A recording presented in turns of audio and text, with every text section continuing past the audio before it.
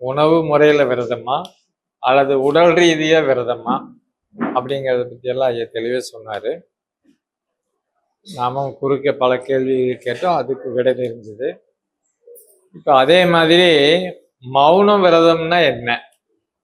இப்போ அதுக்கும் மௌன விரதத்துக்கும் நம்ம உடம்புக்கு என்ன சம்பந்தம் இருக்கு? நம்ம திரும்பி பேசிட்டே இருக்கிறோம். இதே அமைதி ஆயிட்டோம்னா நம்ம உடம்புக்கு ஒரு விதமான சாந்தமான நிலை கிடைக்கும். அப்ப அதனுடைய ஆற்றல் என்ன அப்படிங்கிறத பத்தி இப்போ நீ தெளிவா தெரிஞ்சுக்கலாம். ஐயா சொல்லுவார், மௌன விரதம்னா என்ன, அதனுடைய விளைவு என்ன, அதுக்கும் நம்ம உடம்புக்கும் என்ன சம்பந்தம் இருக்கு, அதனால நமக்கு என்ன பலன் இருக்குது அப்படிங்கறத தெளிவா பேசுவாரு. உங்களுக்கு அதுல ஏதாவது ஒரு சந்தேகம் அப்படின்னா அப்பவே கேளுங்க. நீங்க இதை சொல்றீங்க, இது எப்படி எடுக்கிறது, இது எப்படி பேசுறது அப்படின்னு கேளுங்க. அப்பதான் உங்களுக்கு அதனுடைய விடை தெரியும். சொல்றதையே கேட்டுட்டே இருந்தா அது உங்களுக்கு தெளிவா தெரியாது. நீங்க ஒரு கேள்வி அதுல கேட்கும்போது விரிவான பதிவு கிடைக்கும். சரிங்களா? மௌன விரதம் எதற்காக இருக்கிறார்கள், மௌன விரதம் இருப்பதால் என்ன பலன் அப்படிங்கிறது தான். நமக்கு ஆற்றல் அதிகமாக இறக்கக்கூடிய வேலை என்ன அப்படின்னு பார்த்தீங்கன்னா பேசுறது தான். அந்த பேசுறது தான் நமக்கு சக்தி அதிகமாக இருக்குது.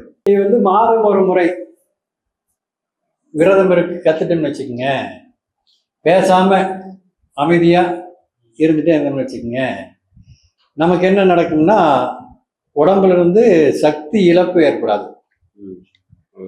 அந்த சக்தி இழப்பு ஏற்படலைங்கிற போதுங்க, நம்ம பேசலைங்கிற போது நாம கொஞ்சம் ஒரு தனி அறைக்கு போயிடுவோம்.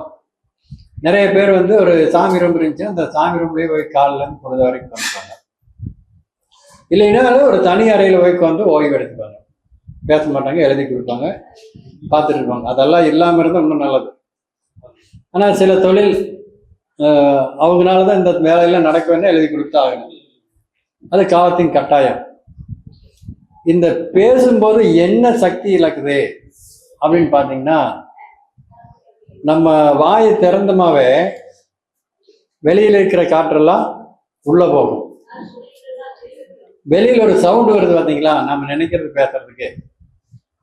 அந்த சவுண்டு வெளியே வரும்போது நம்ம உடம்புல இருக்கக்கூடிய உயிர் சக்தி எல்லாம் எடுத்துட்டு வெளியே தள்ளிடும். 1 மணி நேரம் 1.5 மணி நேரம் ஒருத்தர் தொடர்ந்து பேசிட்டு இருந்தாங்கன்னா இங்கே நெஞ்சுக்குழி வலிக்கு, வயிறெல்லாம் எரி, இருமல் வரும், இத்தனை பிரச்சனைகள் இருக்கு. ஏன் இருமல் வருது, ஏன் நெஞ்சுக்குழி வலிக்குது, ஏன் உடம்புல இருக்கக்கூடிய சக்தியெல்லாம் குறையுது, இங்கே அடிவயிறெல்லாம் வலிக்குது அப்படின்னு பார்த்தீங்கன்னா, அது உடம்புல இருக்கக்கூடிய ஆக்சிஜன் எல்லாம் வெளியே போயிடும். வெளியே போகும்போது நுரையீரலோட இயக்கம் குறைஞ்சு போயிடும், மண்ணீரலோட இயக்கம் குறைஞ்சு போயிடும், கல்லீரலோட இயக்கம் குறைஞ்சு போயிடும். இப்படி எல்லா உறுப்புகளோட இயக்கமும் குறைஞ்சு போயிடும். அப்படி குறைஞ்சு போகும்போது தான் நமக்கு நோய் தொற்று ஏற்படுவது. அந்த நோய் தொற்றை குறைப்பதற்காகத்தான் இந்த மௌன விரதம். இன்னைக்கும் பெரிய லெவலில் இருந்த நம்ம சக்தி சிவர்ஸ் நிறுவனர் மகாலிங் கவுண்டர் மாதம் ஒரு முறை மௌன விரதம் இருந்துகிறார். கடைசி வரைக்கும் அவர் இருந்தார். அந்த மௌன விரதம் இருந்ததின் பலன்தான் அவர் அந்த அளவுக்கு உயர்வு கொண்டு போனது.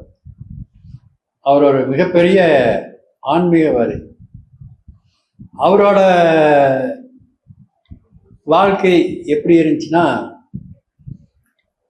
அந்த சர்க்கரை மூட்டை மூட்டையா ஒரு நாளைக்கு ஆயிரக்கணக்கான மூட்டை இதாகுது.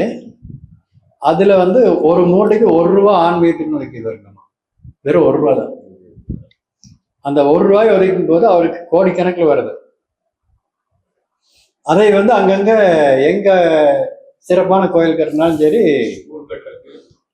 இதுக்கெல்லாம் கொடுத்துக்கிறாரு. அப்போ அவர் கடைசி வரைக்கும் நம்மோட வருமானத்துல அந்த இறைவனுக்குன்னு ஒதுக்கி அதை மனசார கொடுக்கறதுக்கு ஒரு வழி தேடும் போது இறைவன் நம் தொழிலை வந்து உயர்த்தி காட்டுறார். அப்போ நம்ம எண்ணங்கள் தான் இது. பேச்சை குறைக்கும் பொழுது உடல் வலிமை ஏற்படுகிறது. உடலுக்கு ஓய்வு கொடுக்கும் பொழுது நமக்கு ஆனந்தம் ஏற்படுகிறது. நானெல்லாம் கூட இதெல்லாம் தெரிஞ்சு வச்சிருக்கிறேன். ஆனா சொல்ற வழி ஓய்வு என்னால் எடுக்க முடியல. எப்பவுமே வந்து சாப்பிட்ட பிற்பாடு இந்த புலி, சிங்கம், இந்த மாமிசங்களை உண்ணக்கூடிய எல்லா விலங்குகளுமே சாப்பிட்டு முடிச்சா போய் படுத்துக்கு. பாம்பு, தவளை சாப்பிடு, சிங்கா, மானு இது மாதிரி இதில் சாப்பிடு, புலி அதே மாதிரி தான். ஆனால் சாப்பிட்டு செரிமானமாக வரைக்கும் அது வந்து போய் படுத்து தூங்கிடும். அப்போ அந்த தூங்குறதுல ஏதோ ஒரு விஷயம் இருக்குதுல்ல. நம்ம இறைப்பைக்குமே இந்த கண்ணோட முடிக்குமே நெருங்கின தொடர்பு இருக்குது. இறைப்பைக்குமே கண்ணோட முடிக்கும் நெருங்கின தொடர்பு இருக்குது. இப்படி மேலே தூக்குனீங்கன்னா மேலே மேலே முடி இருக்கு, கீழே மேலேயும் முடி இருக்கு. கண்ணை மூடி படுத்துட்டா இந்த ரெண்டு முடி ஒன்றா சேர்ந்து இந்த இடத்துல வந்து முட்டிக்கு, இந்த இடத்துல தான் இறைப்பைக்கு தேவையான சக்தியை பிரபஞ்சத்திலிருந்து வாங்கி உள்ளே அனுப்பக்கூடிய வர்ம புள்ளி இருக்கிறது. நம்ம உடம்பு முழுக்குமே இயக்கிறது வர்ம புள்ளிகள் தான். அந்த வர்ம புள்ளி இப்படி வந்து ஒட்டிக்கும் போது ஆட்டோமேட்டிக்கா அந்த இறைப்பைக்குள்ள இருக்கக்கூடிய பித்தத்தை எல்லாம் பித்தப்பை எடுத்துக்கு, அந்த பித்தப்பையில இருக்கக்கூடிய வெப்பத்தை எல்லாம் இறைப்பை எடுத்துக்கு, நம்ம உடம்பு வந்து முழுமையான ஆரோக்கியமா மாறிடும். அப்போ ஒவ்வொரு மனிதர்களும் உணவு உண்ட பிறகு இன்று இருக்கக்கூடிய நவீன மருத்துவம் நடங்க, நடந்தீங்கன்னா உங்களுக்கு ஜீரணம் எளிமையாயிரு அப்படின்னு சொல்லுவாங்க. நடந்தால் ஜீரணம் ஆகும். அது எப்படி ஆகுது? குடல் இருக்கக்கூடிய நெருப்பு பற்றி எறிந்து அதனால் அந்த உணவெல்லாம் சிதையுது, நமக்கு பசிக்கு. இந்த தூங்கினால் அதுவும் ஜீரணமாகும். இந்த தூங்கினால் ஜீரணமாகிறது எப்படின்னா, நம்ம உறுப்புகளே வந்து இயங்கி அந்த இறைப்பையில் இருக்கக்கூடிய பித்தத்தை, பித்தப்பையில் இருக்கக்கூடிய வெப்பத்தை பிரித்து நம் உடலை சுத்தம் செய்கிறது. அது புண்ணாக்கும், இது புண்ணை ஆற்றும். இப்படி வந்து இருக்குது. இது மாதிரி ஏராளமான விஷயங்களை வந்து சொல்லி கொடுத்துருக்குறாங்க. அவங்க சோறு சாப்பிட்டு தூங்குங்க அப்படின்ட்டு சொன்னாங்க. அதுக்கான காரணம் வந்து நான் இந்த மருத்துவத்துறையில் வரங்காட்டி, இந்த மருத்துவத்துல அதுக்கான விளக்கு இருக்குங்காட்டி நான் உங்களுக்கு எடுத்து சொல்ல முடியாது. இந்த அக்குபஞ்சர் படிக்காதவங்களுக்கு இந்த விஷயம் வந்து தெரியாது. ஆக இதற்கான முயற்சியை நாம செஞ்சு ஒவ்வொரு முறையும் மதிய நேரம் உணவு உண்ணும் பொழுது ஒரு மணி நேரம் படிக்கணும். சிலர் வந்து எனக்கு நிறைய நேரம் கிடைக்குதுங்க, நான் வந்து 3 மணி நேரம் 4 மணி நேரம் தூங்குவேங்க அப்படின்னாங்க. அந்த 3 மணி நேரம் 4 மணி நேரம் தூங்குறதெல்லாம் பாருங்க, உடம்பு அதிகமாயிடும். யாரெல்லாம் வந்து அதிக நேரம் தூங்குறாங்களோ அவங்களுக்கு வெயிட் ஏறிடும். ஏன்னா இந்த தூங்கிட்டே இருக்கும்போது அங்க இருக்கக்கூடிய இறைப்பையில் இருக்கக்கூடிய எல்லாமே வந்து அழியறதுக்கு ஆரம்பிச்சு, அது ஒரு மிஷினு அழியறதுக்கு ஆரம்பிச்சிரு. அப்ப நமக்கு வெப்பம் பத்தாது. இந்த பித்தப்பை என்ன பண்ணு, இறைப்பையில இருக்கக்கூடிய பித்தத்தையெல்லாம் உறிஞ்சிட்டே இருக்கும்போது இறைப்பையில அதுக்கான சக்தி இருக்காது. இப்படி ஒரு மாற்றம் ஏற்படும் பொழுது நம் உடல் கெட்டுவிடும். அப்புறம் அதுக்கு நாம் வந்து உடம்பு குறைக்கிற, கொழுப்பு அதிகமாயிடுச்சு, பிரஷர் அதிகமாகி போச்சு அப்படின்னு சொல்லி தனித்தனியா மாத்திரைகள் சாப்பிட்றவங்களோட நிலைமை என்னன்னா, அவங்களுக்கு இன்னும் பல நோய்கள் வந்துடும். இது எல்லாமே ஒரு பிரஷர் ஒரு மனிதனுக்கு உருவாகுதுன்னா அந்த பிரஷர் எதுக்காக உருவாகுது? நம்ம உடம்பே அந்த துடிப்பை ஏற்படுத்தி நமக்கு எது பற்றவில்லையோ அந்த சத்தை எடுக்கிறதுக்காக உருவாகுது. பிரஷர் மாத்திரையோட வேலை என்ன அப்படின்னு பார்த்தீங்கன்னா, இரத்த குழாய்களை விரிவாக்கி நமக்கு வந்து பாதிப்பு செய்யலாம், பாதிப்பு ஏற்படாம பார்த்துக்கிறது. அப்போ அந்த பாதிப்பு ஏற்படாம பார்க்கறதுக்கு தான் இந்த தூக்கமெல்லாம். நேரத்தில் தூங்கி நேரத்தில் எந்திரிக்கிறது. 9 மணிக்கு 8 மணிக்கு 8:30 மணிக்கு தூங்கி 3 மணிக்கு 4 மணிக்கு எந்திரிக்கும் போது 3லிருந்து 7 வரைக்கும் பிரம்ம முகூர்த்த நேரம். அதாவது அபானனும் பிராணனும், ஆக்சிஜன் வாயுவும் கார்பன் டை ஆக்சைடு வாயுவும் வரக்கூடிய நேரம். பிராணன் முதலில் வரும், நுரையீரலை தூய்மை செய்யும். அதிலிருந்து 5 மணிக்கு மேல 7 மணி வரைக்கும் அபானன் வரும். அபானன் என்பது கார்பன் டை ஆக்சைடு, நம்ம உடம்ப வந்து சமநிலைப்படுத்துறது. அப்போ வந்து நம்ம முழிச்சிட்டு இருந்து வெளிக்காத்துல இருந்தா நமக்கு ஒரு மிகப்பெரிய சக்தி கிடைக்கும். இதையெல்லாம் சரி செய்யறதுக்கு தான் அந்த காலத்துல வந்து பெண்களை எல்லாம் 4 மணிக்கே நேரத்தில் எழுந்திரிச்சு வீட்டு வாசல் எல்லாம் கூட்டி சாணி தொழி போடுங்க அப்படின்னு சொன்னாங்க. இன்னைக்கு வீட்டுல வாசலும் இல்லை, சாணியும் இல்லை, தொழிக்கிறதே இல்லைங்க. இல்லை இருந்தாலும் தொழிக்கிறது. அவங்க காரை ஓட்டு, அதுக்கு டைல்ஸ் ஓட்டுருக்காங்க. டைல்ஸ் ஓட்டு சாணி போடுற. அப்போ நாம வந்து ஒவ்வொன்றையும் சிந்திச்சு சிந்திச்சு செயல்பட்டால் நம்ம வாழ்க்கை நல்லா இருக்கு. இந்த மௌன விரதம்ங்கிறது ஒரு மிகச்சிறந்த விரதம். உண்ணாவிரதங்கிறத பற்றி நம்ம தெரிஞ்சுட்டோம். இப்படித்தான் இருக்குன்னு இனிப்பு துவர்ப்பு இந்த 2 சேர்த்தணும்னு. மௌன விரதங்கிறது மாதத்துக்கு 1 நாள் எடுத்தா போதும், இல்லை 6 மாதத்துக்கு எடுத்த கூட போதும். அதையும் நாம் வந்து முயற்சி பண்ணணும். எல்லாமே முயற்சி தான்.